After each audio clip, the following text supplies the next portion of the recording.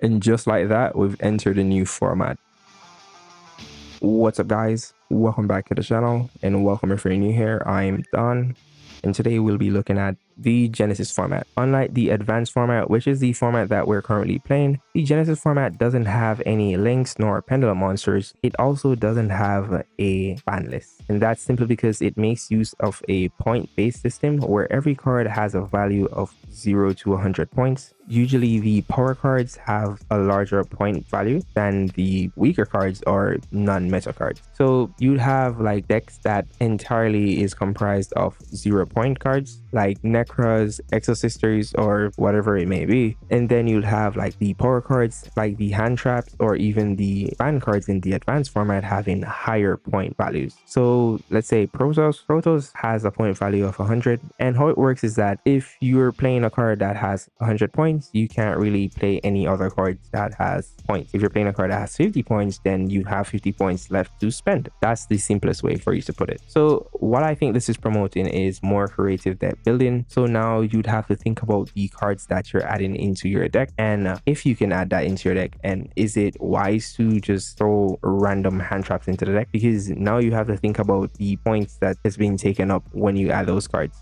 So unlike the advanced format where you can just get a deck that has a 10 card or 15 card engine and then just fill it up with a lot of board breakers, hand traps, or tech cards, in the Genesys format you can't really do that because some of your support cards also cost points. So Nekroz, for example, the preparation of rites costs like 5 points. So if you're playing 3, then that's 15 points already taken out of your 100 points. So you'd have to think about that wisely. But cards like 7 Tachyon currently don't cost anything, so that's a safe bet to play. But if it ever starts to cost a thing, then you might have to cut down on hand traps, to be honest. Let's take a look at the deck that I'm playing.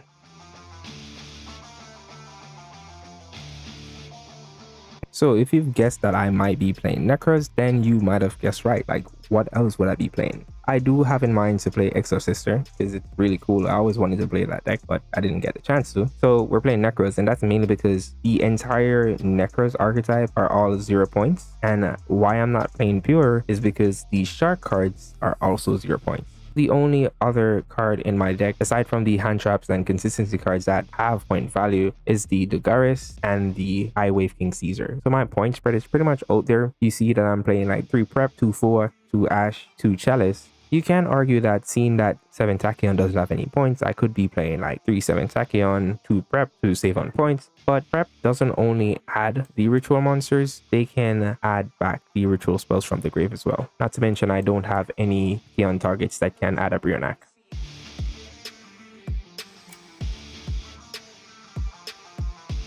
Strangely enough, the first match I ever had in this format is against Sister, and as I said before, it's a really good pick, so just pay attention. And there are a few stuff that I need to point out in this duel, so I'll just pause when we're at those points.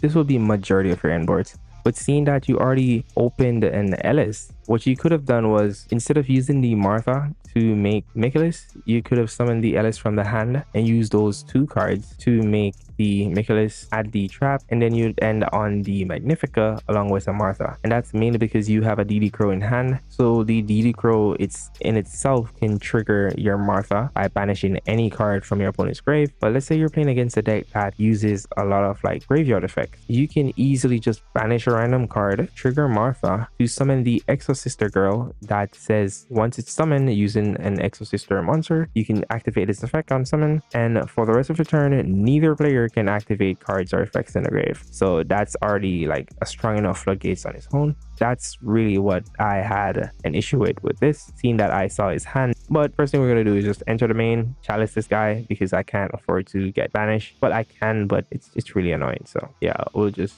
continue.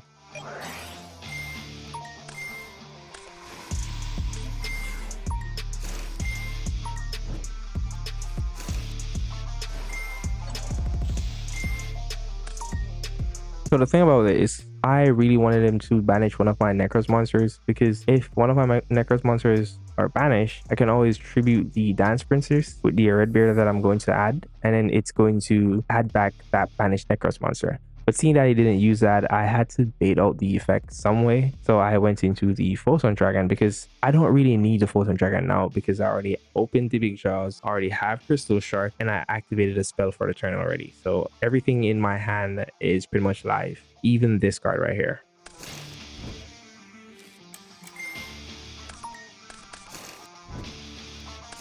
So the thing about this is, whenever you have a clear field, you shouldn't really be sending the Divine Mirror. It's best to send Disciples, because all of the old spells, they can activate their effect to add another Necro spell once you have a monster on the field. So seeing that your board is clear, you can just use it from now. And the Divine Mirror, once you use that to ritual summon from the banish, you can always just banish it and add another Divine Mirror. And that's how you get your Shishula's looping.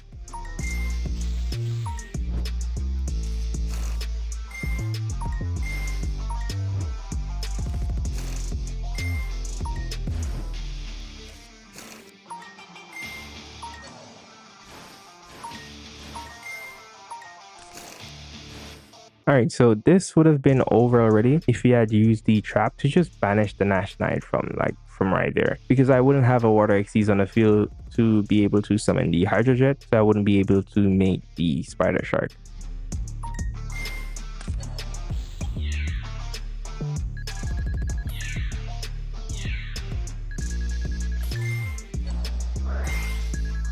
And seeing that he didn't use the trap earlier, he pretty much regretted it in the long run, because you can't activate the trap if you don't have any Exosister monster, because you need a minimum of one Exosister monster. So yeah.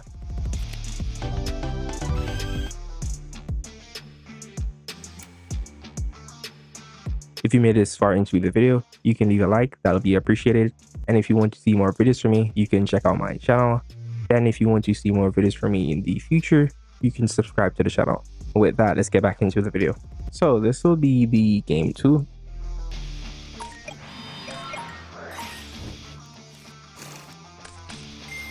He didn't really have anything to play, but he shifted me. The thing about Nekroz is that it doesn't really care about shifter. The shark aspect of the deck, it does care about shifter, but I'm playing primarily Nekroz, so it doesn't really affect me.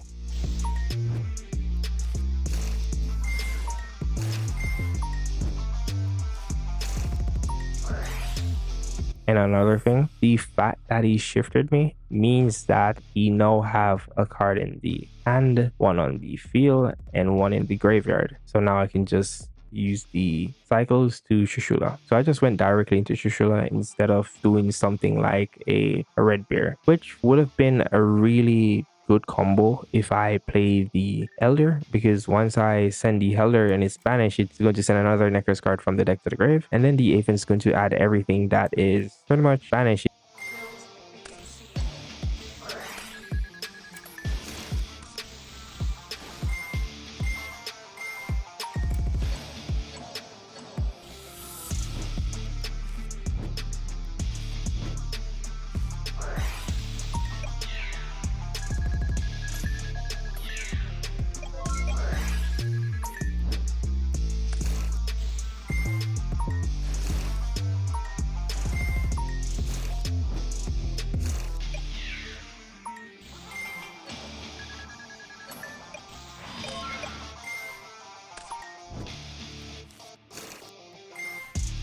The thing about Exosisters versus Nekroz is that it's just a matter of me playing through all of the interruptions, and then I just go sharks, and that's pretty much the game.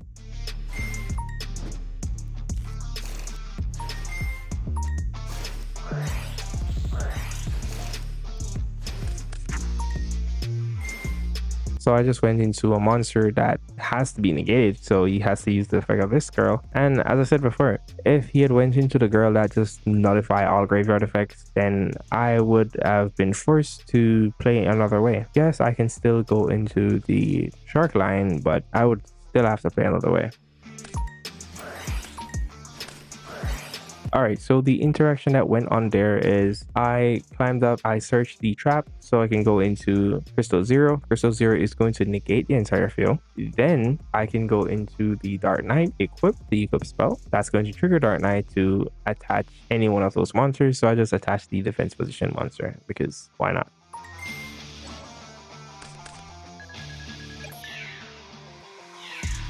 And just like that, it's pretty much game. Yeah, that'll be it for today, guys, and see you guys next time.